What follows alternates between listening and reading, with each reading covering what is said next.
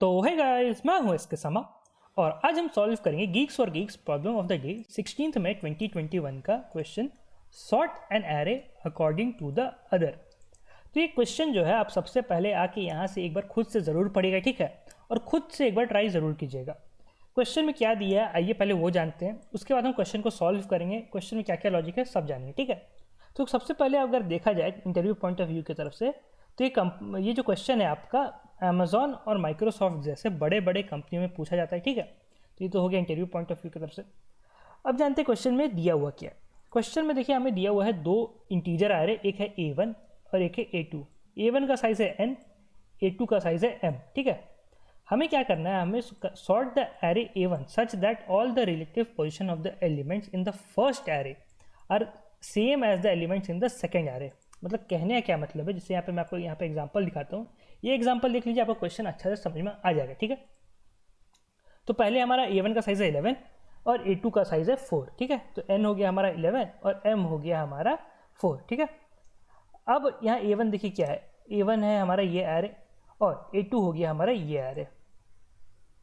तो देखो ये हमारा आउटपुट आ रहा है, ठीक है। तो हमें करना क्या है कि a1 को ऐसे सॉर्ट करना है, ठीक है, ताकि जो a2 में पहले एलिमेंट है वो सारे एलिमेंट a1 में भी सबसे पहले आ जाए। मतलब यहाँ देखो यहाँ पे 2 दिया हुआ है, तो हमें जितने भी 2 a1 में, ठीक है, जितने भी 2 a1 में है उससे हमें आगे ले आना है, ठीक है। तो जैसे कि यहाँ देखो a1 में एक 2 यहाँ है और 2 देखा जाए तो एक 2 यहाँ है, तो a1 में टोटल 2 2 है, ठीक है, और कहीं 2 नहीं है, देख लो। तो हमने क्या किया कि दोनों 2 को सबसे पहले लेके यहाँ आगे लिख दिया, ठीक है। तो ये हो गया। उसके बाद क्या है, उसके बाद है 1 a2 में, ठीक है। तो अब हमें क्या करना है कि a1 में जितने भी 1 है उन सबको 2 के बाद लिखना है, ठीक है। तो यहाँ देखो एक 1 यहाँ है, एक 1 यहाँ है और तो कहीं 1 नहीं दिख रहा है, तो 2 1 हो गए, ठीक है। तो 2 1 को हमने यहाँ लिख दिया है, ठीक है। उसके बाद 8 है, 8 को भी वही काम करेंगे, हम चेक करेंगे कहाँ कहाँ 8 है। तो यहाँ देखिए 2 8 मिला, तो दोनों 8 को हमने यहाँ लिख दिया है, ठीक है। उसका 3 है, तो 3 को हमने चेक किया तो देखा 3 यहाँ पे, तो 3 को हमने यहाँ पे लिख दिया, ठीक है। यही चीज़ है। और यहाँ देखिए कि इसका साइज़ दोनों का अलग है, ठीक है। तो हो सकता है इसमें कुछ कुछ एलिमेंट एक्स्ट्रा हो सकते हैं, ठीक है। मतलब कि यहाँ पे देखो जैसे कि यहाँ है 5 है, फिर यहाँ 6 है, यहाँ 7 है, यहाँ 9 है, तो ये सारे तो इसमें नहीं है। तो जो जो एक्स्ट्रा एलिमेंट है, ठीक है, उनको हमें नॉर्मल असेंडिंग ऑर्डर में सॉर्ट करके इसके पीछे लिख देना है, ठीक है। तो देखिए जैसे यहाँ पे हो गया, ये सारे एलिमेंट तो हमने a2 के हिसाब से लिखा और ये जो एक्स्ट्रा एलिमेंट है इसको नॉर्मल सॉर्ट करके हमने लिख दिया, ठीक है। तो 5 6 7 9। तो क्वेश्चन तो आप ये एग्जांपल लेके आप पक्का समझ गए होंगे, ठीक है। क्वेश्चन समझना ज़्यादा मुश्किल नहीं था, ठीक है। तो अब ये क्वेश्चन को हम सॉल्व कैसे करेंगे, इसका लॉजिक क्या है, ठीक है। तो देखो यार मैं आपको यहाँ पे एक चीज़ दिखाता हूँ। तो क्वेश्चन में हमें सबसे पहले क्या दिया हुआ है, क्वेश्चन में सबसे पहले हमें a1 दिया हुआ है, ठीक है, ये हम a1 मान ले रहे हैं। और फिर हमें a2 दिया हुआ है, ठीक है, तो ये a2 मान ले रहे हैं।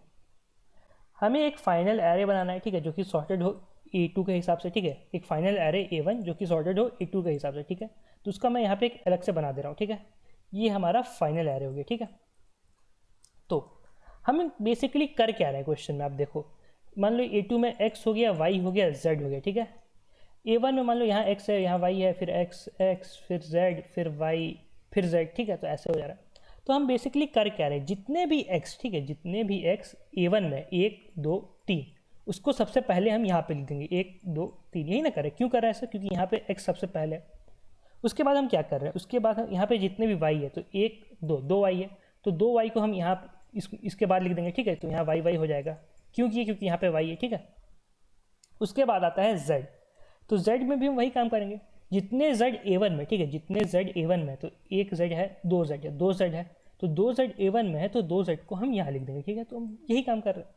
तो बेसिकली हम कर क्या रहे हैं, बेसिकली हम कर रहे हैं जितने भी x है उसको सबसे पहले लिख रहे हैं, उसके बाद जितने y है उसको लिख रहे हैं और जितने z है उसको लिख रहे हैं, ठीक है।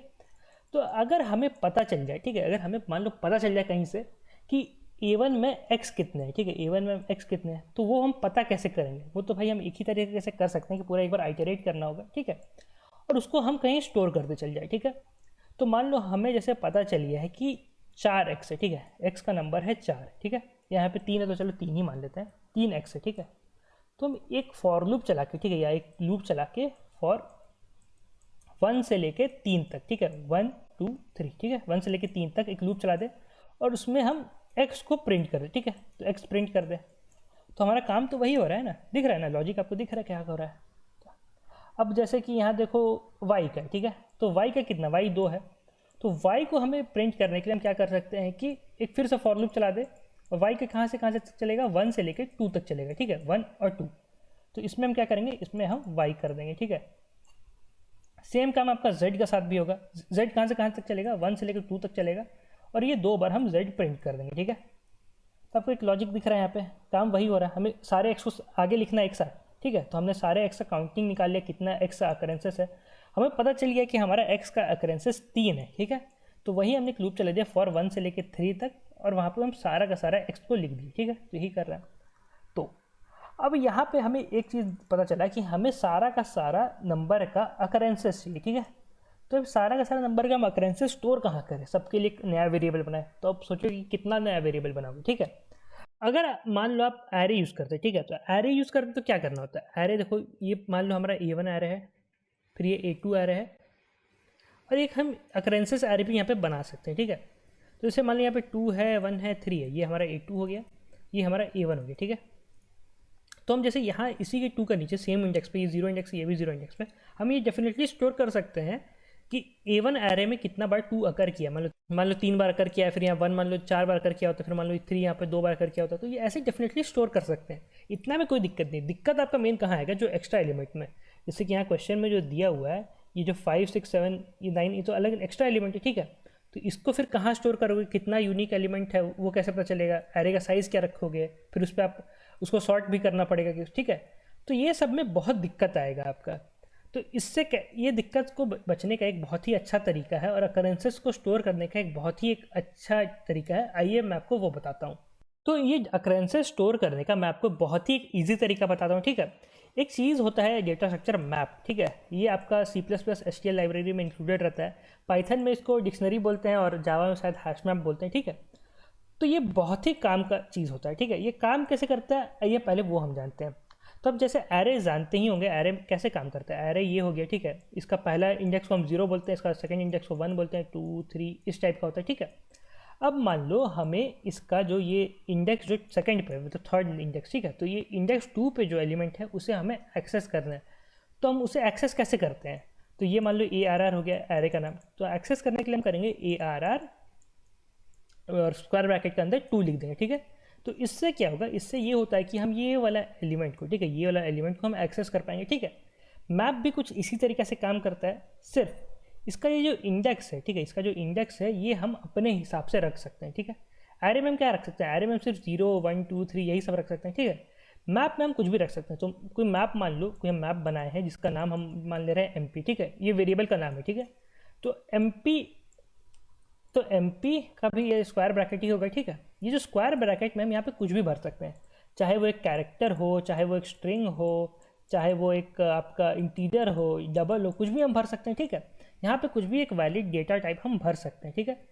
तो जैसे कि मान लो अगर हमें बहुत सारे स्टूडेंट हो गए, ठीक है, ये मैं एग्जांपल दे रहा हूँ, ठीक है, क्वेश्चन से रिलेट मत करना। एक बहुत सारे स्टूडेंट हो गए और उनका रोल नंबर हो गया, ठीक है। तो मुझे ये जानना है कि कोई स्टूडेंट है राम, ठीक है, तो उसका रोल नंबर कितना हुआ।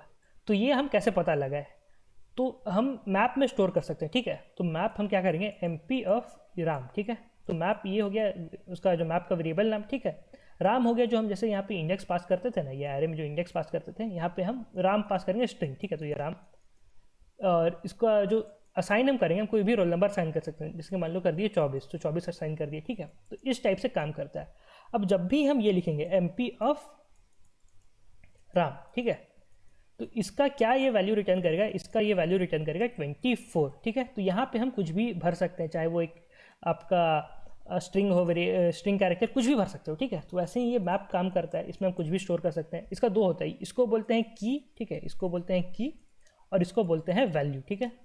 तो बेसिकली ये लॉगिंग की टाइप काम करता है। ये मान लो हमारा हो गया लॉग, इसमें हम की इंसर्ट किए अपना जो राम को, ठीक है, ये हमारा की हो गया, और जैसे ही ये की इंसर्ट किए, ये हमारा क्या रिटर्न किया, ये हमारा वैल्यू रिटर्न कर दिया, ठीक है, 24। तो कुछ भी आप इसमें की और वैल्यू रख सकते हो, कोई भी वैलिड डेटा टाइप। ये भी ज़रूरी नहीं कि ये इंटीजर हो, कुछ भी हो सकता है, ये भी एक स्ट्रिंग हो सकता है, कैरेक्टर हो सकता है, कुछ भी हो सकता है, ठीक है। तो ये तो हो गया मैप कैसे काम करता है। अब ये मैप को हम इस क्वेश्चन में यूज़ कैसे करेंगे, ये मैं बताता हूँ, ठीक है। तो देखो ये हमारा एरे क्या हो गया, ये हमारा एरे हो गया A1, ठीक है। हम एक मैप बना लेंगे, ठीक है, हम एक मैप बना लेंगे MP, जिसमें हम की को रखेंगे कोई नंबर, ठीक है। ये A2 वाला एरे, ठीक है। तो इसमें मान लो है X, ठीक है, या कोई 2, 3 कुछ भी हो सकता है जो नंबर हो। यहाँ पे एक वेरिएबल मान ले रहे हैं X, ठीक है, तो X। तो इसमें हम स्टोर कर लेंगे map of X is equal to, इसमें हम स्टोर कर लेंगे कि एक्स का एरे A1 में कितना अकरेंसेस है। मान लो इसका एक्स का अकरेंसेस 3 है, तो यहाँ पे कर देंगे 3, ठीक है। अब मान लिया वाई था, तो वाई का अकरेंसेस मान लो है 2, ठीक है। तो इसको हम क्या करेंगे, मैप ऑफ ये था M P of Y is equal to 2, तो ऐसे स्टोर हो जाएगा, ठीक है। फिर एम पी ऑफ जेड, ये इसको मान लो जेड था 2 बार था, तो इसको हम 2 कर देंगे, ठीक है। तो मैप में हम इसका अकरेंसेस स्टोर कर लेंगे, ठीक है। अब जब भी हमें एक्स का अकरेंसेस चाहिए कि एक्स कितना बार अकर किया है, ठीक है, तो ये क्या करना होगा, हमें सिर्फ करना होगा एम पी ऑफ एक्स, ठीक है, एम पी ऑफ एक्स। तो ये हमारा हो जाएगा कितना बार एक्स अकर किया है, ठीक है। तो हम ऐसे करके स्टोर कर लेंगे, ठीक है। तो ये बहुत ही एक ईजी तरीका होता है ये सब अकरेंसेस वकरेंसेस स्टोर करने का, ठीक है। बहुत काम का मैप आपका डेटा स्ट्रक्चर है, आप इसके बारे में ज़रूर पढ़िएगा, ठीक है। तो अगर आपको मैप के जैसे और भी डेटा स्ट्रक्चर के बारे में सीखना है, तो आप ये GFG का कोर्स चेक कर सकते हैं। इसमें आपको सब कुछ सिखा दिया जाएगा, चाहे वो ट्री हो, डायनेमिक प्रोग्रामिंग हो, मैप हो, फिर बैक ट्रैकिंग हो, ग्रीडी हो, सब कुछ आपको इसमें सिखा दिया जाएगा।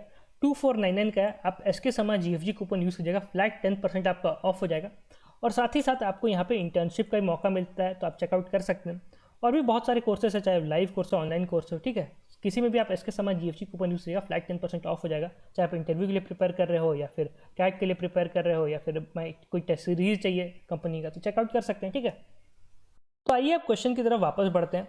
हमने अपने मैप में सारा का सारा जो अकरेंसेस था, सारा नंबर का अकरेंसेस स्टोर कर लिया। अब हम क्या करेंगे, देखो अब हम करेंगे कि जो हम एक लूप चला देंगे, ठीक है। हम एक लूप चला देंगे, किस पे चलाएंगे, A2 पे, ठीक है। A2 पे लूप चलाएंगे। इससे क्या होगा कि देखो ये हमारा A2 हो गया, हमें पहला नंबर मिलेगा, ये कोई नंबर हो गया मान लो x। तो हम क्या करेंगे कि x का फिर एक और लूप चला देंगे, ठीक है, for M P of x। ये क्या होगा कि x का सारा अकरेंसेस पे एक लूप चल जाएगा, ठीक है। जितना बार x अकर किया है उतना बार x प्रिंट करते चल जाओ, ठीक है। तो ये फॉर लूप में हो जाएगा, बस यही करना था। अब फिर आएंगे नेक्स्ट एलिमेंट पे, तो यहाँ हो गया y, तो फिर वही अब होगा, अब एम पी ऑफ y पे चलेगा, ठीक है। तो एम पी ऑफ y पे चला, तो फिर y जितना बार था वो प्रिंट हो गया, फिर z, वैसे ही करके सारा एलिमेंट प्रिंट हो गया। तो ये तो हो गया A2 का बात, ठीक है। ये तो हो गया A2 का बात कि जो जो एलिमेंट A2 में थे। अब कुछ कुछ देखिए यहाँ पे जो एक्स्ट्रा एलिमेंट थे, ठीक है, जैसे 5, 6, 9, तो उसको हम कैसे प्रिंट करेंगे, ठीक है। तो हम क्या करेंगे कि जो जो नंबर को हमने प्रिंट कर दिया, ठीक है, जैसे कि मान लो यहाँ पे x, y, z को हमने प्रिंट कर दिया, तो हम वो सारे नंबर को मैप से डिलीट कर देंगे, ठीक है। वो सारे नंबर को मैप से डिलीट कर दिए। अब हमारा मैप में सिर्फ वही नंबर रहेगा जो कि एक्स्ट्रा था, ठीक है। अब हम अपने मैप पे एक लूप चला देंगे, ठीक है। एक मैप पे हमने लूप चला दिया, तो उससे क्या होगा कि हमें जो जो नंबर अभी तक यूज़ नहीं हुआ है उसका पता चल जाएगा। और मैप का खासियत एक चीज़ ये होता है कि मान लो जब आप कोई की इसमें एंटर कर रहे हो, ठीक है, जैसे कि 2, उसका बाद मान लो यहाँ पे आपने 3 एंटर किया, उसका बाद मान लो आपने यहाँ पे 1 एंटर किया, ठीक है।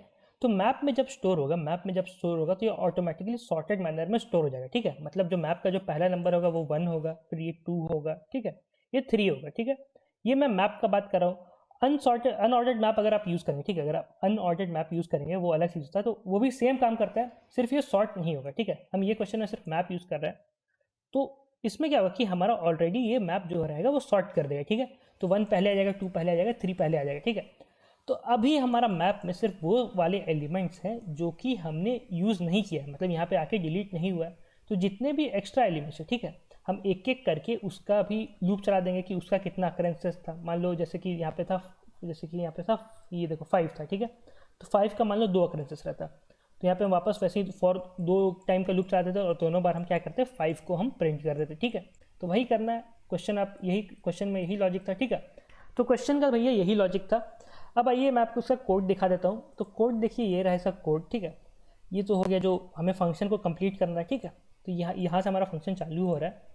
हमने यहाँ पे एक वेक्टर बना लिया res, ये क्या है, जो वेक्टर को हम रिटर्न करेंगे, ठीक है। यहाँ पे देखो फंक्शन का रिटर्न टाइप वेक्टर है, मतलब हमें एक वेक्टर को रिटर्न करना है, ठीक है।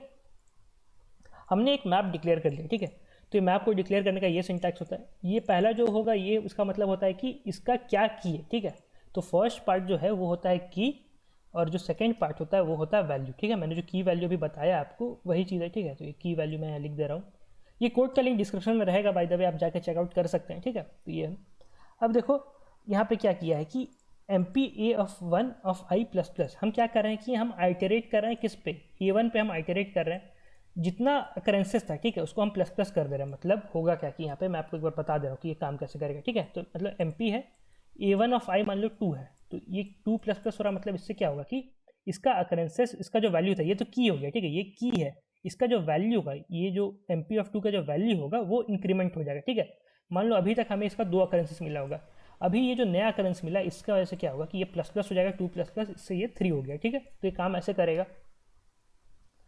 अब यहाँ देखो, हमने सारा का सारा अकरेंसेस को स्टोर कर लिया अब MP में, ठीक है। यहाँ पे की दे के उसका जो अकरेंसेस है उसको प्लस प्लस करके, मतलब उसका वैल्यू यहाँ पे इंक्रीमेंट हो रहा है, ध्यान रखिएगा, ठीक है। अब देखो यहाँ पे क्या है, अब यहाँ पे एक हमने लूप चलाया है फॉर i = 0 से m तक, ठीक है। अब हम क्या कर रहे हैं, A2 पे आइटरेट कर रहे हैं, ठीक है। यहाँ देखो A2 का साइज़ कितना है, m है, तो हम अब यहाँ पे A2 पे आइटरेट कर रहे हैं। अब यहाँ पे हम सर्च कर रहे हैं क्या ये एलिमेंट जो अभी हम A2 में जिसमें है वो मैप में एग्जिस्ट करता भी है कि नहीं, मतलब अगर वो A1 में नहीं होगा तो मैप में आया ही नहीं होगा। ये कौन सा कंडीशन के लिए, मान लो हमारा ये ऐसे हो गया, ठीक है, और ये ऐसे हो गया, ये है A1, ये है A2, ठीक है। इसमें मान लो है ABCD, ठीक है, और इसमें है BCDE, ठीक है। इसमें मान लो A है ही नहीं, तो हमें वही चेक कर रहे हैं क्या इस एरे में जो अभी जिस नंबर पर अभी हम है, अभी आइटरेट करते हुए जो भी एलिमेंट पे हम है, क्या वो अभी एग्जिस्ट करता है कि नहीं, ठीक है।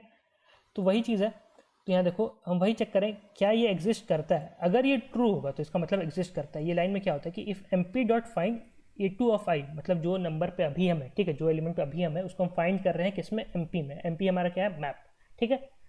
अगर वो नॉट इक्वल टू MP.end है, इसका मतलब है कि वो एग्जिस्ट करता है, और अगर वो डबल इक्वल टू MP.end होता है तो इसका मतलब है कि वो एग्जिस्ट नहीं करता, ठीक है। तो हमने अगर अब आते हैं ट्रू वाला कंडीशन में कि ये जो एलिमेंट है A2 of i एग्जिस्ट करता है, ठीक है। तो इसके लिए हम क्या कर रहे हैं, काउंटर में हम उसका नंबर ऑफ अकरेंसेस स्टोर कर रहे हैं, ठीक है। हम यहाँ पे हो रहा है वाइल काउंटर माइनस माइनस, तो जितना भी अकरेंसेस था ये लूप उतना बार चलेगा, ठीक है। तो यहाँ पे वही हो रहा है, और हम क्या कर रहे हैं अपना, हमें क्या रिटर्न करना है, हमें वेक्टर रिटर्न करना है, हमें क्वेश्चन में कुछ प्रिंट नहीं करना है, तो हम वही RES में हम पुश बैक कर दे रहे हैं, ठीक है। तो ये एलिमेंट को A2 of i था तो इसको हम पुश बैक कर दे रहे हैं, ठीक है। A2 of i को क्यों किए, तो भाई वही चीज़ है ना, A2 of i पे ही हम है ना, मतलब यहाँ पे जैसे 2 पे था, ठीक है। तो यहाँ अभी ये लूप कितना बार चलेगा, ये लूप 2 बार चलेगा, और ये 2 जो है ये 2 बार पुश हो जाएगा, फिर अगला आइटरेशन में आएंगे, तो अगला आइटरेशन में आएंगे तो 1 रहेगा, तो यहाँ पे 1 कितना बार चलेगा, ये लूप 2 बार चलेगा, फिर 1 2 बार पुश हो जाएगा, ठीक है। तो काम यहाँ पे ये हो रहा है। तो हमने जब सारा का ये जितना भी उसका अकरेंसेस था उतना बार वो नंबर को हमने पुश कर लिया है, तो उसके बाद हम MP को इरेज कर दें, मतलब MP से A2 of i, मतलब जैसे यहाँ पे 2 का काम हो गया तो मैप में से हम 2 को इरेज कर दिए कि आगे हमारा कोई ज़रूरत नहीं, हमने हमारा सारा का सारा 2 का काम हो चुका है। सेम काम 1 के साथ भी होगा, फिर 1 भी इरेज हो जाएगा, फिर यहाँ पे 8 था वो इरेज हो जाएगा, 3 इरेज हो जाएगा, ठीक है। ये हो रहा है। तो ये लूप जब खत्म होगा तब हमारा MP से सारा का सारा एलिमेंट इरेज हो चुका होगा जो कि यहाँ पे A2 में ऑलरेडी प्रेजेंट है, ठीक है, यानी कि 2 1 8 3। अब सिर्फ मैप में हमारा क्या क्या रहेगा, मैप में हमारा रहेगा 5 6 7 9, ठीक है। तो अब देखो यहाँ पे क्या क्या है, फॉर ऑटो x.mp। ये अगर आपको ऑटो कीवर्ड के बारे में नहीं पता है तो ये क्या करता है कि आपका जो इसका मेमोरी स्पेस होगा, ठीक है, मैप का जो मेमोरी स्पेस होगा इस पर ये ऑटो कीवर्ड एक एक करके आइटरेट करवाएगा, ठीक है। तो मैप किस टाइप का है, मैप में 2 चीज़ रहता है, एक की रहता है, एक वैल्यू रहता है, ठीक है। तो ऐसे ये ठीक है। तो ये चीज़ है। तो जब ऑटो कर रहे हैं, ठीक है, तो आई जब पहला जब आइटरेट कर रहे हैं तो यहाँ पे रहेगा, ठीक है, पहला की वैल्यू पेयर, फिर जब नेक्स्ट आइटरेशन में आएगा तो नेक्स्ट की वैल्यू पेयर, फिर उसके बाद आएगा तो नेक्स्ट की वैल्यू पेयर, ठीक है। तो इस टाइप से ये फॉर ऑटो वाला लूप काम करता है, ठीक है। तो ये चीज़ हो गया। Int counter is equal to x.second। ये काउंटर क्या है, नंबर ऑफ अकरेंसेस। तो मतलब क्या है कि ये x.second क्या है, तो देखो ये मैप है, ठीक है। मैप में 2 वैल्यू रहेगा, एक की रहेगा, एक वैल्यू रहेगा, ठीक है। तो हम किस पे आइटरेट करवा रहे हैं, हम आइटरेट करवा रहे हैं इसका वेरिएबल जो है x, ठीक है। तो ये देखो x इनिशियली जब आइटरेट होगा तो x इनिशियली पूरा का पूरा पार्ट लेगा, ठीक है, ये पूरा का पूरा पार्ट लेगा, ठीक है। अगर हमें सिर्फ की चाहिए तो हमें यूज़ करना पड़ेगा x.first, ठीक है। अगर हमें सिर्फ वैल्यू चाहिए तो हम यूज़ करना पड़ेगा x.second, ठीक है। ये कुछ इस टाइप से काम करता है, ये जो ऑटो वाला लूप है, ठीक है। तो इस टाइप से काम करेगा।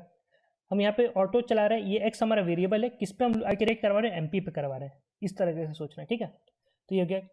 काउंटर क्या कर लिया, काउंटर हम ये कर लिए है कि कितना उसका अकरेंसेस है वो नंबर का, और उतना बार वो लूप चलेगा, ठीक है। मान लो 5 अकरेंसेस 3 बार रहता है यहाँ पे, तो ये 3 बार लूप चलता है, और 3 बार x.first क्या था, उसका की था, ठीक है। x.first उसका की, मतलब जो नंबर है उसका की को हम क्या कर रहे हैं, उसको हम उतना बार पुश बैक कर दे रहे हैं, ठीक है। तो मान लो 5 यहाँ पे 3 बार रहता तो ये 3 बार 5 पुश हो जाता है, ठीक है। तो वही चीज़ हो रहा है, और फिर उसको भी हम इरेज कर दे रहे हैं। और लास्ट में हम अपना जो RES वाला ये वेक्टर जो हम बनाए थे जिसमें हम सारा का सारा स्टोर किए हुए हैं उसको हम रिटर्न कर दे रहे हैं, ठीक है। तो यही चीज़ था। तो आज के वीडियो में तो इतना ही। तो तब तक धन्यवाद, ध्यान रखें, सेफ रहें और मिलते हैं अगले वीडियो में। Bye bye. Enroll now for the best in industry data structures and algorithms course, DSA self-paced with highly organized content and access to premium video lectures recorded by Mr. Sandeep Jain himself, covering all the important DSA topics, along with more than 200 plus algorithmic problems of varying difficulty, which will keep your brain always drilling deeper into concepts. And don't worry if your code lets you down sometimes. A customized hint section is always there to help. Evaluate yourself with the periodic contests and become the DSA expert these companies want. Take charge now and make DSA your biggest strength with us.